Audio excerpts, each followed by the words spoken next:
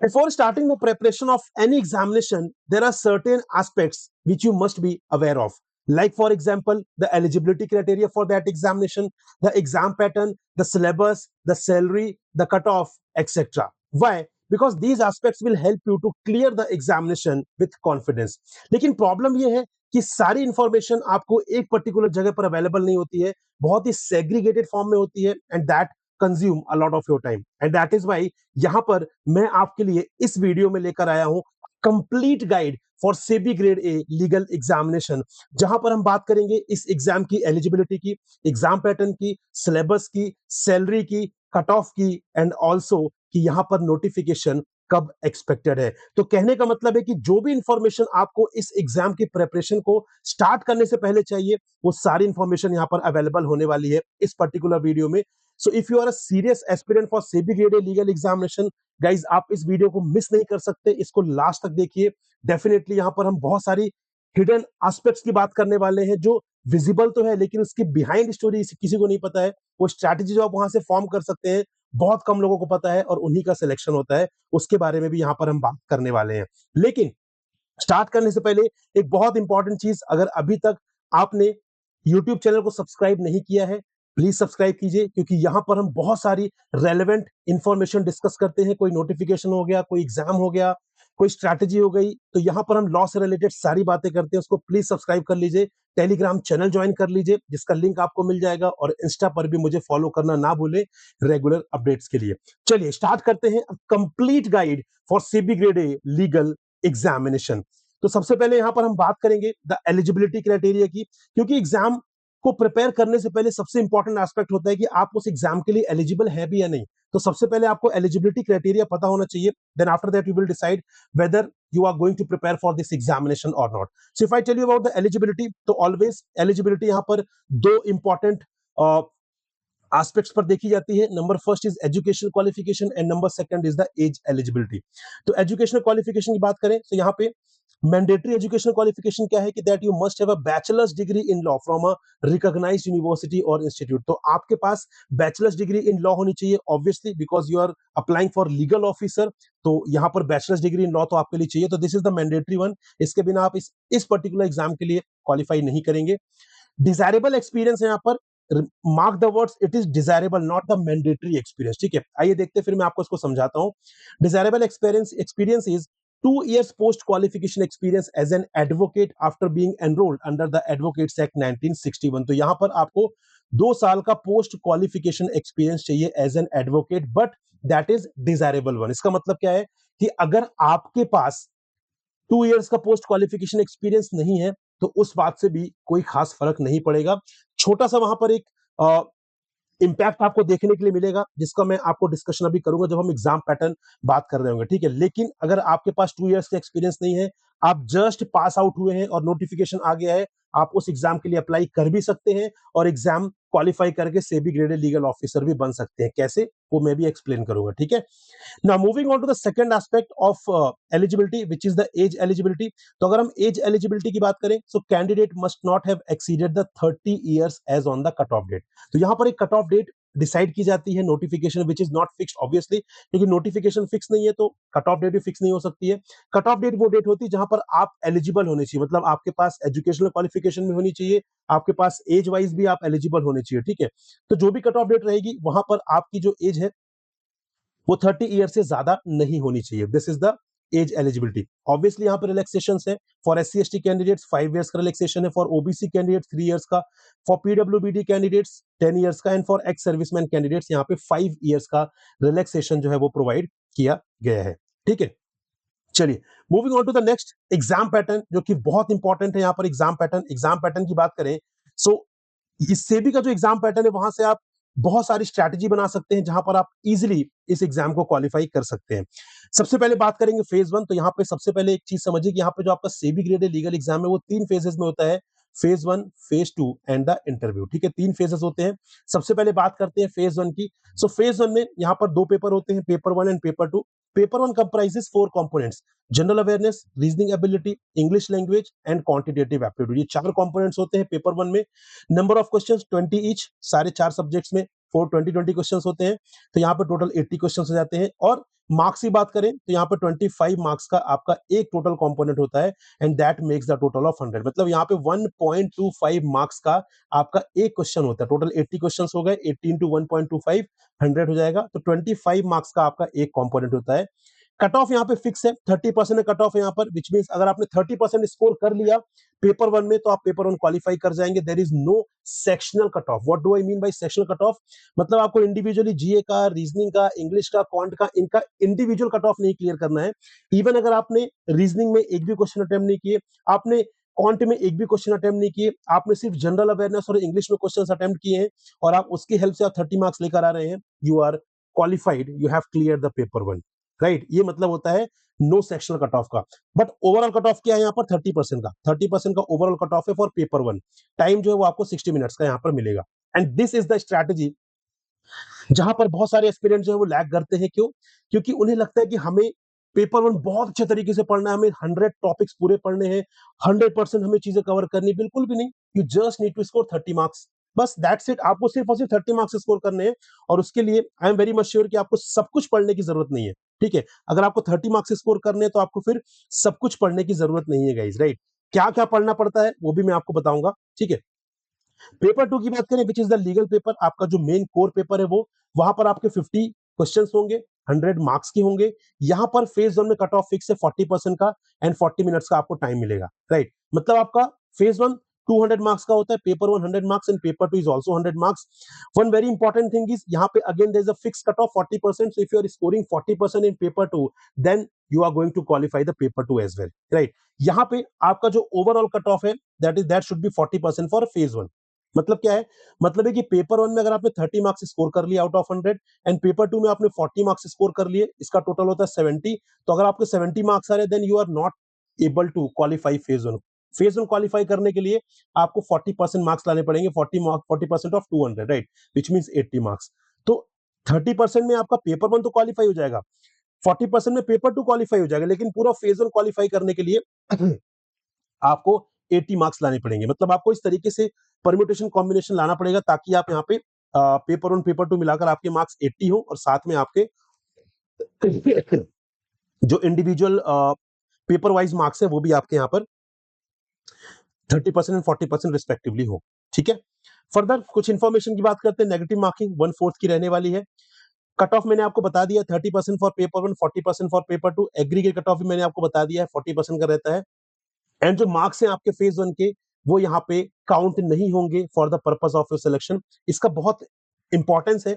इसका इंपॉर्टेंस क्या है? इसका इंपॉर्टेंस ये है कि आपको उतनी ही मेहनत करनी है फेज वन में जितनी रिक्वायर्ड है उस फेज को क्लियर करने के लिए, क्योंकि जो सिलेबस है that is not going to be repeated in phase two. तो अगर ऐसी चीज जो फेज टू में नहीं आने वाली है, ऐसी चीज जिसके मार्क्स भी कंसिडर नहीं किए जाने वाले हैं, उस पर सिर्फ उतनी ही मेहनत करिए जितना वहां पे रिक्वायर्ड। उससे ज्यादा मेहनत करेंगे तो वो फेज टू की कॉस्ट पर होगा। ठीक है, right, I hope you got it. Moving on to phase two. Phase two में बात करते हैं। अगेन फेज टू में there will be two papers, paper one descriptive English and paper two will be again the legal paper. Paper one की बात करते हैं, descriptive English 100 marks का रहने वाला है, 60 मिनट्स का आपको टाइम यहाँ पर मिलेगा। 30% will be the cut of and 1/3 will be the weightage. अब यहाँ पे कट ऑफ का रेलेवेंस क्या है वो मैं आपको बताऊंगा। वो सेम नहीं है जो हमने अभी फेज वन में देखा है, वो बिल्कुल भी नहीं है। उसका रेलेवेंस मैं आपको समझाता हूँ, लेकिन इस वेटेज का बहुत इंपॉर्टेंस है यहाँ पर, 1/3। ठीक है, वो भी मैं आपको बताऊंगा, राइट। पेपर टू की बात करें, paper two is bifurcated into two categories, objective and descriptive, right. तो ऑब्जेक्टिव में 70 मार्क्स के यहाँ पर ऑब्जेक्टिव आएंगे, 60 मिनट्स का टाइम मिलेगा। डिस्क्रिप्टिव में आपके 3 क्वेश्चंस आएंगे, 10 marks each, so that will make the total of 30 and यहाँ पर for that also you will get the 60 minutes, right. So objective descriptive element दोनों है पेपर टू में। डिस्क्रिप्टिव एलिमेंट काफी छोटा है, 30 मार्क्स का। ना यहाँ पे the cut of is again 40%, जिसका रेलेवेंस बहुत ज्यादा नहीं है, वो भी मैं आपको बताता हूँ अभी। वेटेज की बात करें 2/3, ये बहुत इंपॉर्टेंट है। यहाँ पर वेटेज का बहुत इंपॉर्टेंस है फेज टू में, right. So total again 200 marks, यहाँ पर आपको टोटल 3 घंटे का टाइम मिलेगा, 60-60 each and 50% is the aggregate cut off. अब यहाँ पर पहले कट ऑफ का मतलब समझते हैं।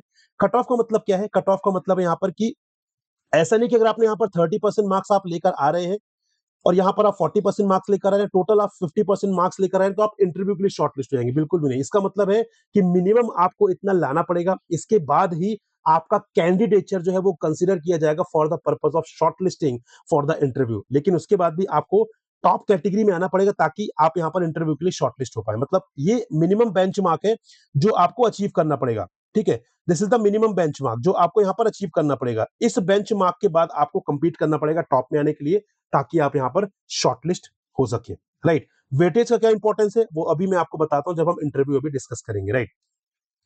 फॉर कुछ इंफॉर्मेशन, यहाँ पे candidates will be issued new hall tickets for the phase two itself. Then यहाँ पर अगर आपने मल्टीपल स्ट्रीम्स के लिए अप्लाई किया है तो पेपर टू आपका अलग अलग होगा ऑब्वियसली। जैसे मैं मान लीजिए आप यहाँ पे लीगल के लिए अप्लाई किया और आपने साथ में और जनरल स्ट्रीम के लिए भी अप्लाई किया है, तो यहाँ पर आपका पेपर टू अलग होगा, paper one will be same, descriptive English तो सेम रहेगा, पेपर टू आपका अलग अलग होगा। मतलब पहले एक बार पेपर टू लीगल का होगा, फिर उसके इमीडिएटली बाद पेपर टू आपका जनरल स्ट्रीम का स्टार्ट हो जाएगा, ठीक है। नेगेटिव मार्किंग रहेगी सिर्फ ऑब्जेक्टिव वाले पार्ट में 1/4 की, डिस्क्रिप्टिव में it is not possible to apply negative marking, right. Then further बात करते हैं, कट ऑफ यहाँ पर 30% है, 40% है, एग्रीगेट 50% है। उसका रेलेवेंस क्या वो भी मैंने आपको बता दिया है। उसका रेलेवेंस सेम नहीं है जो हमने फेज वन के लिए देखा था। फेज वन में तो अगर आप इतना कट ऑफ लेकर आ रहे हैं तो यहाँ पे you will be short listed for phase two, but यहाँ पर फेज टू में वो रेलेवेंस नहीं है कट ऑफ का। हाँ, this is the important information, candidates equalling 3 times the number of vacancies shall be short listed for phase third. मतलब यहाँ पे मान लीजिए कि टोटल यू कैन से कि 25 वैकेंसीज फॉर एग्जाम्पल, राइट। तो यहाँ पे around 75 candidates will be shortlisted for the interview. मतलब 3 times of the candidates will be shortlisted for the interview, और फिर उसमें से 1/3 will become officer and 2/3 will not become officer. Clear?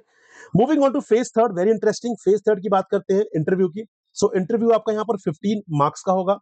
देखने में लग रहा है कि 15 मार्क्स बहुत कम है, ठीक है, बट यहाँ पे 15 मार्क्स का अगेन बहुत इंपॉर्टेंट रोल है। कैसे? सबसे पहले समझिए कि यहाँ पे जो वेटेज है फेज टू का वो 85% है और जो इंटरव्यू का वेटेज है वो 15%। इसका मतलब क्या है? इसका मतलब है कि जितने भी मार्क्स आपके फेज टू में आएंगे उन्हें यहाँ पर कन्वर्ट कर दिया जाएगा 85% में, ठीक है। 85% में कन्वर्ट कर देंगे, देन रिमेनिंग जो 15% है वो आपके इंटरव्यू के मार्क्स क्लब होकर यहाँ पर मेरिट बनेगी। इसका एग्जाम्पल अभी मैं आपको दिखाने वाला हूँ। लेकिन यहाँ पे जो मैंने आपको एक चीज बताया था एलिजिबिलिटी क्राइटेरिया में कि desirable experience 2 years post qualification experience है, बट अगर नहीं भी है तो भी आप इस एग्जाम को फाइट कर सकते हैं, ठीक है। लेकिन अगर नहीं है तो उसका इंपैक्ट क्या है? उसका इंपैक्ट ये है कि आपके जो टोटल मार्क्स है वो 3.75 में से कंसिडर नहीं किए जाएंगे। मतलब जो टोटल है 15 मार्क्स से नहीं कंसिडर किए जाएंगे। Your interview will be of 11.25 marks. मतलब आपको जो मार्क्स मिलेंगे वो 11.25 मार्क्स में से मिलेंगे। क्यों? क्योंकि यहाँ पर जो डिजायरेबल एक्सपीरियंस है उसके लिए यहाँ पर 25% का वेटेज दिया गया है। तो जिसके पास डिजायरेबल एक्सपीरियंस है उनके लिए इंटरव्यू 15 मार्क्स का रहेगा। जिसके लिए डिजायरेबल एक्सपीरियंस जिसके पास नहीं है उनके लिए 11.25 मार्क्स का इंटरव्यू रहेगा, ठीक है। तो यहाँ पर ये अच्छा है कि बुरा है? थोड़ा सा तो बुरा है, क्योंकि अब आपके मार्क्स कंपैरेटिवली, आप सोचिए ना, अगर मैं आपको बोलूं कि आपके लिए जो एग्जाम है वो कम मार्क्स में होगा, लेकिन फाइट आपको उनके साथ ही करना है, ठीक है। फाइट आपको 15 मार्क्स वालों के साथ ही करना है, लेकिन आपके जो मार्क्स है वो 11.25 मार्क्स में से दिए जाएंगे। तो थोड़ा सा है डिसएडवांटेज, लेकिन प्रॉब्लम ये है कि बात ये कि डिसएडवांटेज इतना नहीं है। रीजन बीइंग क्यों? क्योंकि इंटरव्यू के मार्क्स अगर आप देखें तो बहुत ज्यादा नहीं है। 15 मार्क्स का इंटरव्यू यहाँ पर, number first. Number second is, अगर आपने फेज टू में इतना अच्छा स्कोर कर लिया कि आपकी डिपेंडेंसी खत्म हो गई, तो फिर बहुत ज्यादा फर्क नहीं पड़ता कि आपका जो इंटरव्यू वो 11.25 मार्क्स का है या फिर 15 मार्क्स का है, ठीक है। तो इसीलिए फेज टू का सबसे इंपॉर्टेंट रोल है, क्योंकि फेज टू आपके कंट्रोल में है। You know the syllabus. आप जितना ज्यादा मार्क्स वहां पर स्कोर कर सकते हो उतना ज्यादा मार्क्स स्कोर करिए, क्योंकि उसके बाद आपकी जो डिपेंडेंसी इंटरव्यू के लिए वो पूरी तरीके से खत्म हो जाएगी, और वही आपके लिए गेम चेंजर होने वाला है, ठीक है। So I hope you got it कि यहाँ पे एलिजिबिलिटी क्राइटेरिया में जो डिजायरेबल एक्सपीरियंस था उसका इंपैक्ट क्या होगा। Moving on to the third very important part, syllabus. Syllabus आपको ये बताता है कि आपको पढ़ना क्या है, ठीक है। क्या पढ़ना है क्या नहीं पढ़ना है, that you will get to know through the syllabus itself. Now the challenge is कि पेपर टू का सिलेबस तो बहुत अच्छे तरीके से डिफाइंड है। Paper two of both phase one as well as phase two, but paper one का syllabus is nowhere defined, but I will define you, I will define the syllabus for you. I have decoded the syllabus for you, right? तो here you can see, सबसे पहले बात करते हैं phase one की। तो phase one में these 4 components are there। Phase one paper one में यहाँ पर 2 component 4 components हैं, that is quant, general awareness, reasoning and English language, ठीक है। अब यहाँ पर देखते हैं कि इनका सिलेबस क्या है। Though syllabus is nowhere mentioned in the notification, but based on the previous year analysis, जो यहाँ पर प्रीवियस ईयर से ट्रेंड रहा है, जो पास्ट में जो टॉपिक्स पूछे गए उनके बेसिस पर I have decoded the syllabus for all these 4 subjects, ठीक है। सबसे पहले बात करेंगे क्वांटिटेटिव एप्टीट्यूड की। So all these topics you have to prepare HCF and LCM, number system, percentage, ratio and proportion, profit and loss, simple interest, compound interest, partnership, problems on ages, average, time and work, pipes and system, time and distance, boats and stream, mixture and alligation, quadratic equation, number series, mixed data interpretation, permutation and combination, probability, mensuration 2D and mensuration 3D. These all are the topics that you have to prepare in the quant segment. Reasoning की बात करें तो reasoning में ये topics अगर आप कर लेते हैं सो इनफ प्रिपरेशन आपकी हो जाएगी। Alphabetical and alphanumeric series, coding decoding, syllogism, direction sense, inequality, ranking and order, blood relation, seating arrangement, puzzles, input output, statement assumption, statement of course of action, statement cause and effect, statement argument, statement conclusion and the data sufficiency.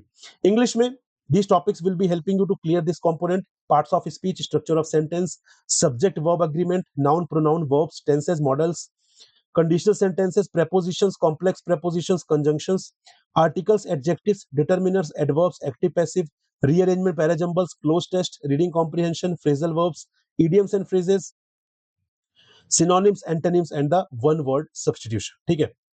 Moving on to general awareness. General awareness में यहाँ पर आपको बहुत ज्यादा effort नहीं लगाना है क्योंकि जनरल अवेयरनेस आपका फेज 2 में कोई काम का नहीं है, सिर्फ फेज 1 पेपर 1 में काम का है, वो भी 25 मार्क्स तक का है। तो वहां पर अगर आपने basic union budget economic survey कर लिया, finance and banking current affairs पढ़ लिए और सिंपल कुछ other current affairs like you can say prize हो गया, अवार्ड हो गए, ये सारी चीजें, ठीक है। अगर आपने कवर कर लिया तो आराम से आप बहुत अच्छा डिसेंट मार्क्स स्कोर कर सकते हैं। हाँ, सबसे इंपॉर्टेंट पॉइंट जो आपको यहाँ पर याद रखना है दैट इज कि आपका जो मेन फोकस है that will B 3 months current affairs. आपको 3 मंथ से करंट अफेयर्स बहुत अच्छे से करने हैं। अगर आपके पास टाइम है तो 5 मंथ्स, मैक्सिमम 5 मंथ्स, टाइम कम है तो 3 मंथ्स के तो आपको करने 3 मंथ्स रिसेंट वाले, ठीक है। एग्जाम के पहले के 3 मंथ्स करंट अफेयर्स कर लेंगे, बिलीव मी 65 टू 70% जो आपका जनरल अवेयरनेस का पेपर है वो इन्हीं मंथ्स में से आता है। तो आप आराम से क्वालिफाई कर सकते हैं। एंड वैसे भी आपके मार्क्स तो यहाँ पर काउंट नहीं हो रहे हैं, तो आपको इतना एफर्ट नहीं लगाना है। आपको सिंपल कम एफर्ट के साथ आपको इस पर्टिकुलर सेगमेंट को क्वालिफाई करना है, क्योंकि जो भी एफर्ट है आप फेज 2 के लिए लगाइए। फेज 1 के लिए एफर्ट लगाएंगे तो वो फेज 2 की कॉस्ट पर ही होगा। Phase 2 is the real game आपके लिए, ठीक है। चलिए मूविंग अहेड, बात करते हैं पेपर 2 की, फेज 1 पेपर 2। तो syllabus is very well defined, इससे बाहर जाने की आपको बिल्कुल भी जरूरत नहीं है, ये बात याद रखिएगा, ठीक है। आपको इससे बाहर जाने की बिल्कुल भी जरूरत नहीं है, आपको इस सिलेबस में स्टिक रहना है। टॉपिक देखिए, constitution of India, specifically parts भी मेंशन है, कौन कौन से पार्ट्स करने, प्रीएम्बल, पार्ट 1, पार्ट 3, पार्ट 4 है, पार्ट 5, 6, पार्ट 8, 9th है, 9th बी, पार्ट 11th, और साथ में वेटेज भी असाइंड है। मतलब आप उस हिसाब से प्रिपेयर कर सकते हैं कि जिसका वेटेज ज्यादा आप उसे पहले प्रिपेयर कर लीजिए। और वैसे भी इफ यू रिमेंबर, आपको यहाँ पर सिर्फ और सिर्फ 40% मार्क्स ही स्कोर करने हैं। एंड 40% के लिए स्ट्रैटेजिकली अगर आप प्रिपेयर करेंगे तो सारे टॉपिक्स आपको प्रिपेयर भी नहीं करने होंगे, राइट। अब इसकी स्ट्रैटेजी क्या होगी, इसके लिए मैं अलग से एक वीडियो लेकर आऊंगा, लेकिन राइट नाउ जो डिस्कशन कर रहे हैं उस पर फोकस करिए, राइट। तो यहाँ पर अगर आपने सिर्फ इतने पार्ट्स पढ़ लिए कॉन्स्टिट्यूशन से, आप 20% रेडी हो गए। Then contract law, Indian contract act, sale of goods act, Indian partnership, specific relief act, बहुत बड़े एक्ट्स नहीं है, बहुत इंटरेस्टिंग एक्ट है। और यहाँ पर ये बेसिकली 25% का वेटेज इनका, you can see the weightage 25%, ठीक है। मतलब अगर आप इन दोनों को देखें तो ऑलरेडी 45% का वेटेज आप पहुंच चुके हैं। एग्जाम क्वालिफाई करने के लिए कितना चाहिए, 40%। तो अगर आपने इन्हीं दो टॉपिक्स को इतने अच्छे से कर लिया कि एक भी क्वेश्चन गलत नहीं करेंगे, तो इसके अलावा आपको रेस्ट ऑफ द सिलेबस करने की जरूरत ही नहीं है। बट वो रिस्क मत लीजिएगा, क्योंकि कितना भी अच्छे से कर लीजिए, कुछ एग्जाम में ऐसे क्वेश्चंस आते हैं जो आपसे गलत हो जाएंगे, ठीक है। इसलिए आपको अदर टॉपिक्स भी करने हैं। Code of civil procedure 1908, part 1, part 2, part 3, part 4, part 5, part 7 schedule 1, 25% along with other topics like transfer of property act, पूरा नहीं पढ़ना है, chapter 3, chapter 4 and chapter 5 only. Arbitration and conciliation act पूरा नहीं पढ़ना है, part 1 only. The limitation act 1963 छोटा सा एक्ट है। एडमिनिस्ट्रेटिव लॉ, इनका जो पूरा वेटेज है वो 25% का है, ठीक है। Then sorry, administrative law is नहीं है, सिर्फ इतने हैं यहाँ पे 3, 4, 5 एंड 6, ये 4 टॉपिक्स मिलकर बनते हैं आपके 25%। देन बात करते हैं administrative law, jurisprudence and interpretation of statutes, important Latin terms and Maxim's, ये मिलकर बनता है 20%, राइट। एंड देन लास्ट में law of torts and consumer protection act, easy है, दैट इज द 10%। तो अगर आप यहाँ पर देखिए, अगर आपको लग रहा है कि यहाँ पर थोड़ा सा डिफिकल्टी जा रही है 3, 4, 5, 6 में आपको, तो अगर आप यहाँ पे फर्स्ट पर फोकस कर लें, सेकंड पर फोकस कर लें, एंड साथ में यहाँ पर 10 पर फोकस कर लें, एंड इस कैटेगरी में 7, 8, 9 पर फोकस कर लें, तो आप ऑलरेडी 75% सिलेबस आपने कर लिया है, ठीक है। आप चाहे तो इसको पूरा भी स्किप कर सकते हैं, 3, 4, 5, 6 पूरा स्किप कर सकते हैं, ठीक है। मैं आपको स्ट्रैटेजी बता रहा हूँ कि स्मार्ट स्ट्रैटेजी किस तरीके से निकल कर आती है और कैसे आपको उसे एग्जाम में अप्लाई करके प्रिपरेशन करनी होती है, ठीक है।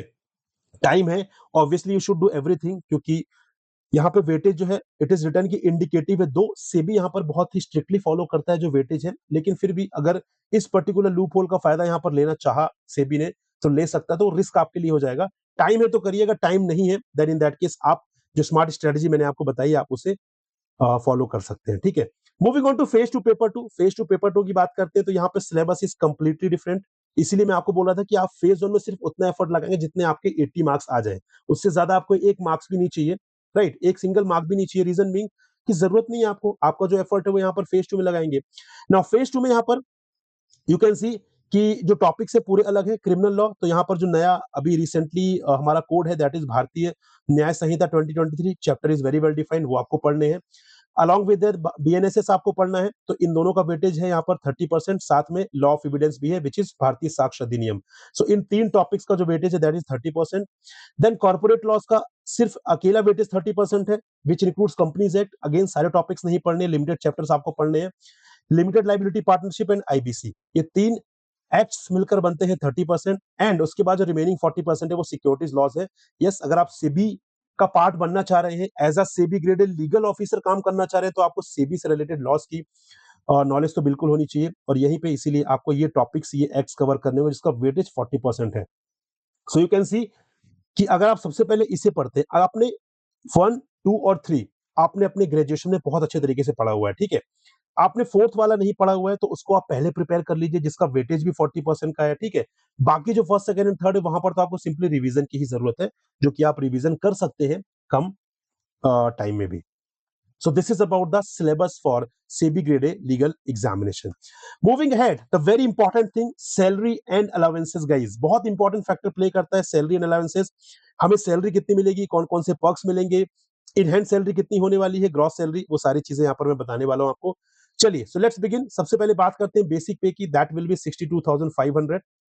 देन स्पेशल अलाउंस 17,000 का आपको मिलेगा। Grade allowance you will get around 14,300। DNS allowance जो भी करंट रेट चल रहा होगा उसके हिसाब से आपको मिलेगा, तो दैट इज 20,000 करेंटली।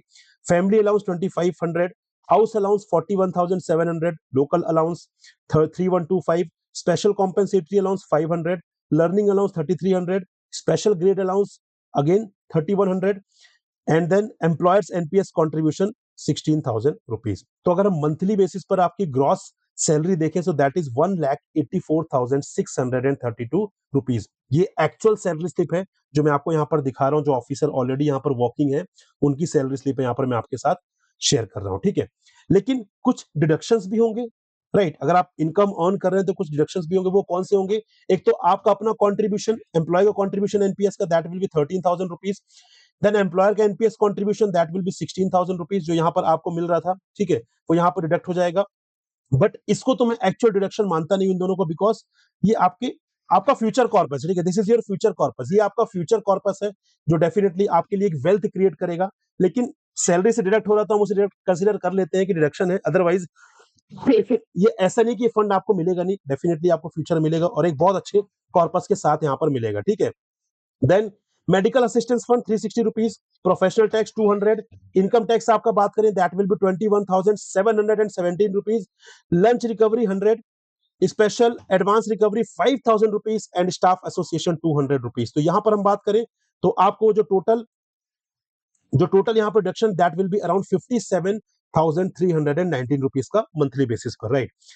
अगर हम इसको सम अप करें यहाँ पर तो यू कैन सी जो मंथली बेसिस पर आपको यहाँ पर अमाउंट मिल रहा है that is gross amount is 1,84,632।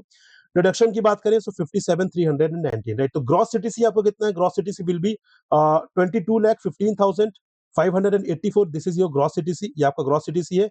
और अगर नेट सीटीसी की बात करें after deduction so that will B 15,27,756 rupees, मतलब मंथली बेसिस पर around 1,27,000 rupees, and that's a very handsome amount if you are starting your career। अगर आप जस्ट अभी ग्रेजुएशन आपने कंप्लीट की है and if you want to start your career, I don't think इससे अच्छा ऑफर आपको कहीं और मिल सकता है, ठीक है। So that's a very handsome salary, and along with ये आपको बहुत सारे पर्क्स भी मिलते हैं। सेबी बहुत अच्छे तरीके से आपकी केयर भी करता है, आपको यहाँ पर अलग-अलग तरीके से अपॉर्चुनिटीज़ मिलती हैं, एक्सपोज़र मिलता है, तो उसकी वैल्यू तो हम मेज़र भी नहीं कर सकते, right? Now moving on to the last aspect that is the cut off. Cut off कितना है? कट ऑफ क्यों पता होना ज़रूरी है? कट ऑफ पता होना इसलिए ज़रूरी है क्योंकि कट ऑफ की हेल्प से आप एक टारगेट स्कोर बना सकते हैं कि मुझे इतना स्कोर मुझे लाना है किसी पर्टिकुलर फेज़ में, किसी पर्टिकुलर पेपर में ताकि मैं इस एग्ज़ाम को क्वालीफाई करके अपना ड्रीम जॉब जो है उसे पा सकूँ, राइट? तो cut off is very important. तो आइए देखते हैं फेज़ 1 का कट ऑफ। तो फेज़ 1 कट ऑफ तो फिक्स होता है 80 मार्क्स, ठीक है? आपको पता है 80 marks, 30 marks in paper 1, 40 marks in paper 2 and aggregate should be 80 marks. तो वो तो फिक्स है, उसमें कोई भी चेंज नहीं है। फेज़ 2 और phase 3 which is the interview, वो वहां पर आपका कट ऑफ इंपॉर्टेंट है। तो फेज 2 का कट ऑफ की बात करें, फेज 2 कट ऑफ का मतलब ये है कि कितने मार्क्स आपको लाने होंगे ताकि आप इंटरव्यू के लिए शॉर्टलिस्ट हो सके। तो अगर हम प्रीवियस 4 इयर्स का देखें ट्रेंड, तो 2022 में इट वाज 67.7 आउट ऑफ 100, 23 में इट वाज 65.5, 24 में इट वाज 71.33 एंड 25 में इट वाज 72.5 मार्क्स, राइट? तो आप देखेंगे तो जो कट ऑफ है फेज 2 का वो बढ़ता जा रहा है over the period of time, ठीक है? इसका क्या मतलब है कि यहाँ पर क्या कंपटीशन कम हो गया है या पेपर का डिफिकल्टी लेवल कम हो गया है? ऐसा बिल्कुल भी नहीं है। थोड़ा बहुत चेंजेस आप देखेंगे, बहुत ज़्यादा डिफरेंस आपको देखने के लिए नहीं मिलेगा। थोड़ा बहुत वेरिएशन तो यहाँ पर होता रहता है, ठीक है? फाइनल कट ऑफ की बात करें, मतलब इस कट ऑफ के साथ आपका सिलेक्शन हो जाएगा। तो 2022 में this was 69.08 out of 100, again 2023 69.61, then 24 में इट वाज़ 71.70 एंड अभी जो रिजल्ट आया है उसमें 75.70 marks were the final cut off, ठीक है? लेकिन आपके मन में क्वेश्चन आना चाहिए कि सर यहाँ पे जब आपने फेज 2 कट ऑफ के बारे में बात किया तो आप 100 मार्क्स बोल रहे थे, ठीक है? पेपर तो हमारा 200 मार्क्स का होता है, डिस्क्रिप्टिव इंग्लिश और लीगल वाला, तो फिर 100 मार्क्स से कैसे यहाँ पर इसे कंप्यूट किया जा रहा है? Now comes the very important part, जो मैंने आपको बताया था कि वेटेज 1/3 एंड 2/3, राइट? अब आइए मैं उसका कंप्यूटेशन आपको दिखाता हूँ, ठीक है? तो मान लीजिए 2026 में यहाँ पर आपका टारगेट जो स्कोर है वो कितना होना चाहिए? सो फॉर फेज 2 आपका जो target score that should be around 75.33 marks and final cut off should be 76.03 marks, ठीक है? इसको मैंने कैसे यहाँ पर अचीव किया? सबसे पहले देखिए, पेपर 1 आपका 100 मार्क्स का है, ठीक है? पेपर 1 आपका 100 मार्क्स का है, तो आपको 100 मार्क्स में से 66 मार्क्स स्कोर करने हैं, राइट? पेपर 2 आपका 100 मार्क्स का है, you have to try to score 80 marks. अब मैंने आपको क्या बताया कि वेटेज क्या है? Weightage is 1/3 for paper 1 and 2/3 for paper 2।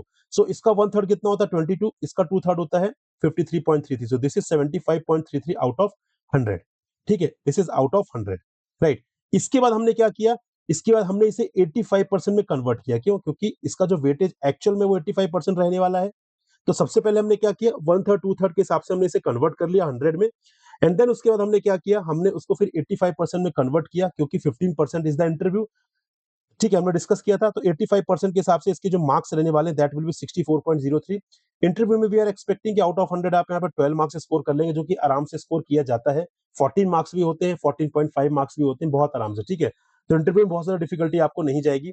तो इसके बाद आपका जो मार्क्स बनेगा that will 76.03 marks which is the final cut off. तो ऐसे पूरा कंप्यूटेशन यहाँ पर किया जाता है for the final marks, right? Now अगर आपको डिटेल में समझना है, आप ये बोलेंगे सर कि यहाँ पर क्या 66 मार्क्स लाना पॉसिबल है पेपर 1 में या 80 मार्क्स लाना पॉसिबल है पेपर 2 में? सो गाइस आप ये वाला वीडियो जरूर रेफर करिए, चैनल पर जाकर ये वीडियो अवेलेबल है। यहाँ पर मैंने डिटेल में डिस्कस किया है कि पेपर 1 में 80 मार्क्स लाए हैं और सिर्फ 1-2 लोगों ने नहीं, बहुत सारे लोगों ने मैंने नंबर भी बताया वहां पर, एंड पेपर 2 में 87.75 मार्क्स जो है वो स्कोर किया गया है। कोई एक कैंडिडेट के साइड से नहीं, बहुत सारे ऐसे कैंडिडेट्स हैं जिन्होंने 80 प्लस मार्क्स स्कोर किया है। ये वीडियो प्लीज जाकर रेफर करिए अगर अभी तक आपने इसे नहीं देखा है। तो ये रिसेंटली जो रिजल्ट आया 2025 एग्जाम का, उसका ही यहाँ पर पूरा डिटेल्ड एनालिसिस मैंने किया है, ठीक है? अब यहाँ पे जो सबसे इंपॉर्टेंट एस्पेक्ट है वो कि सर एक्सपेक्टेड नोटिफिकेशन या नोटिफिकेशन कब तक आ सकता है? सो क्योंकि यस इतनी सारी इंफॉर्मेशन हमने जान ली, लेकिन अब ये कि सर एग्जाम कब होगा, ये सबसे इंपॉर्टेंट पार्ट है। बात करते हैं नोटिफिकेशन की, तो प्रीवियस ईयर एग्जाम्स को हम कंसीडर करेंगे। तो यहाँ पे देखिए 2020 से अगर हम देखना चालू करें तो 2020 देन 21 में एग्जाम नहीं हुआ था ड्यू टू द कोविड, क्योंकि 2020 में जो नोटिफिकेशन आया था उसका एग्जाम जाकर 2021 तक हो पाया था because of the Covid, you know. तो 21 में कोई सेपरेट नोटिफिकेशन नहीं आया था। उसके बाद 22, 23, 24, 25 हर साल नोटिफिकेशन आया, ठीक है? नंबर ऑफ वैकेंसीज कितनी रही है? 34 इन द ईयर 2020, 22 में 16, 23 में 25, 24 में सिर्फ 5 और 25 में 20 वैकेंसीज, ठीक है? तो सबसे पहली बात की कितनी नंबर ऑफ वैकेंसीज हम एक्सपेक्ट कर सकते हैं 2026 में? तो एटलीस्ट आप 20 वैकेंसीज तो एक्सपेक्ट कर सकते हैं कि 20 वैकेंसीज तो यहाँ पर आएंगी कम से कम, क्योंकि एक चीज समझिए, यहाँ पर जो सेबी की फंक्शनिंग है वो और ब्रॉड होती जा रही है। ऐसे में आपको ऐसे ऑफिसर से जो कंप्लाइंस देख सके पूरा, तो ये जो नंबर है ये over the period of time धीरे धीरे ऑब्वियसली बढ़ता ही जाएगा। ठीक है, नोटिफिकेशन कब आ सकता है, तो आप देखिए 2020 में the notification was released in the month of March, 22 में जनवरी, 23 में जून, 24 में अगेन जून, राइट, एंड 25 में अक्टूबर। तो यहाँ पर सेबी ने जो अपना जो यू कैन से, अभी सेबी क्या कर रहा था, सेबी अभी यहाँ पे फर्स्ट और सेकंड क्वार्टर पर ज्यादा फोकस कर रहा था एक कैलेंडर ईयर में, लेकिन अब यहाँ पर सेबी का जो फोकस है वो है कि हम यहाँ पे लास्ट क्वार्टर में नोटिफिकेशन लेकर आएंगे। तो यहाँ पे यू कैन सी कि लास्ट जो ईयर 2025 में था, अक्टूबर 25 में आया था, एंड अभी August is currently going on, so we are expecting कि यहाँ पे अगेन जो notification that will be release in the month of October. I don't have any insider information, this is just based on the previous year analysis कि यहाँ पे notification अक्टूबर में आ सकता है। फेज वन कब हो सकता है, phase one somewhere around in the month of December, phase two जो है आपका वो जनवरी या फरवरी में हो सकता है। ठीक है, which means you have sufficient time, आपके पास सफिशिएंट टाइम है इस एग्जाम के लिए प्रिपरेशन करने के लिए, तो आप आराम से इस एग्जाम की प्रिपरेशन कर सकते हैं। So guys, this is all where I have discussed all the important aspects of SEBI Grade A legal examination, जो आपको इस एग्जाम की प्रिपरेशन करने के लिए रिक्वायर्ड है, वो सारी इंफॉर्मेशन में डिस्कस कर ली है। तो ऐसी और वीडियोस के लिए चैनल को सब्सक्राइब करना ना भूले, क्योंकि यहाँ पर हम लॉ से रिलेटेड सारी बातें करते हैं, एंड साथ में टेलीग्राम चैनल भी ज्वाइन कर लीजिए, यहाँ पर रेगुलर बेसिस पर मैं इंफॉर्मेशन शेयर करता रहता हूँ। और आप चाहे तो मुझसे पर्सनली भी कनेक्ट कर सकते हैं इस नंबर पर, इस पे आप मुझसे पर्सनली कनेक्ट कर लीजिए, चाहे तो आप व्हाट्सएप कर सकते हैं, चाहे तो आप कॉल भी कर सकते हैं, और आप मेरे इंस्टा पर भी मुझे फॉलो कर लीजिए, वहां पर भी मैं रेगुलर अपडेट शेयर करता रहता हूं। ठीक है, so thank you very much for watching and listening me, this is all for this session guys, will meet in another session, तब तक के लिए जय हिंद गाइस।